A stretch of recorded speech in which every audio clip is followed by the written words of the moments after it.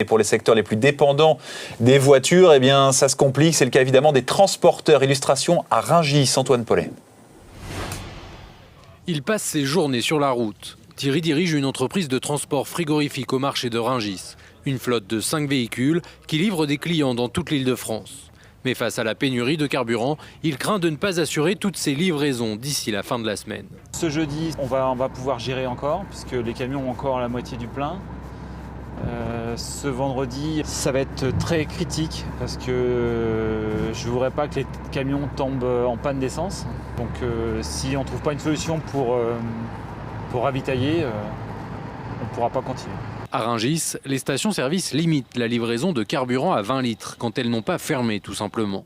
Thierry a donc demandé à ses chauffeurs de rouler 20 km/h en dessous des limitations de vitesse pour économiser le diesel.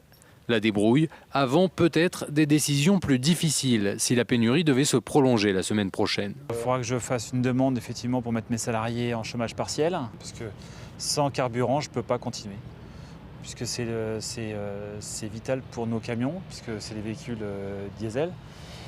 Donc voilà, si on ne peut pas mettre de carburant, on ne peut pas rouler, donc on ferme. La fermeture, Thierry la redoute. Créée il y a quelques semaines seulement, son entreprise ne dispose pas de la trésorerie nécessaire pour se maintenir face au blocage.